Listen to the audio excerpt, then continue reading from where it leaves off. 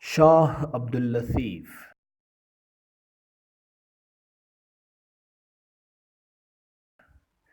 Islam is the religion of peace.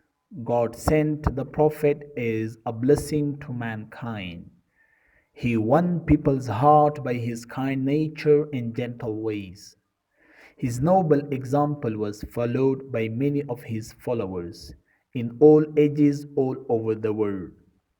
It was through the efforts of these saintly men that Islam spread far and wide. These holy men were extremely successful in bringing non Muslims to the fold of Islam. In every part of our country, there are shrines of such saints. In Lahore are the shrines of Data Ganj Bakhsh and Mia Mir Sahib. In Pakpatan lived and died Baba Farid. In Multan is the shrine of Ghaus Bahwal Haq.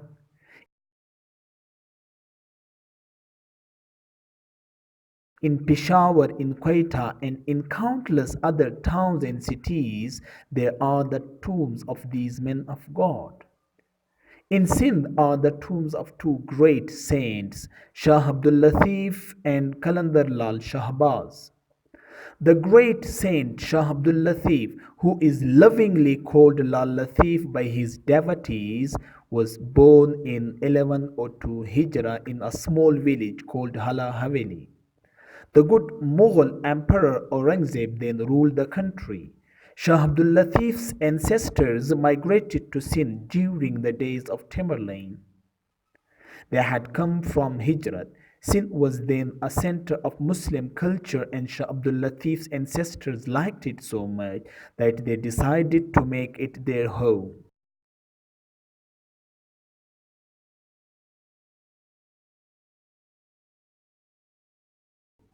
But no one would have remembered their names or learnt about them if many centuries later one of their descendants, Sayyid Habib Shah, had not been blessed with a son who grew up to be Saint Lal Latif.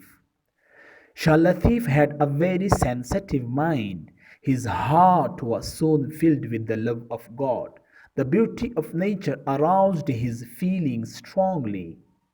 While he was only a boy, he started composing poetry.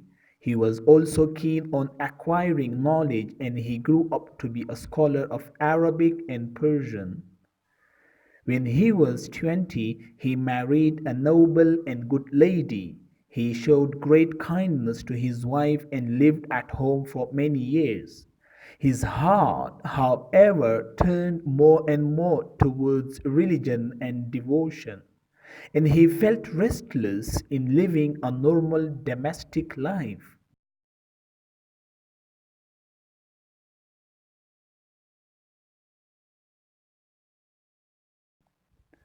When his father died, Latif had left his home and went to live on a mound at some distance from his village.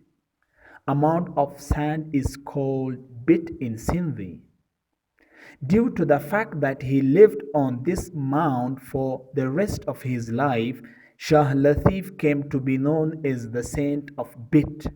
To this day, he is famous all over the country as Shah Abdul Latif Bitai or Shah Latif of the Mound.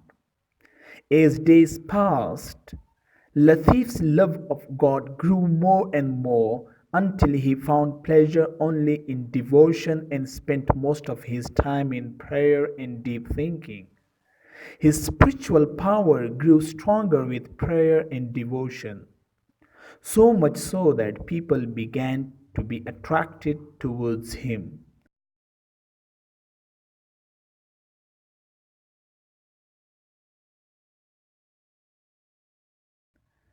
Anyone who came to him was strongly impressed by his gentle ways, and his followers increased day by day.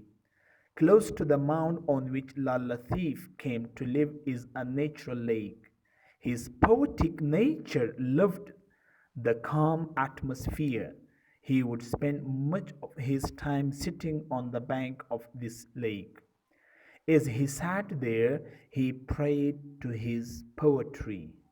Recently, a library, a rest house, and a museum have been built. The shrine itself has been rebuilt and connected with the main road. Its lovely white dome, representing the purity and dignity of Latif, can be seen from many kilometers. Latif's message is the message of love. He believed in the brotherhood and equality of men and in pleasing God by good deeds. This, according to him, is the goal of life.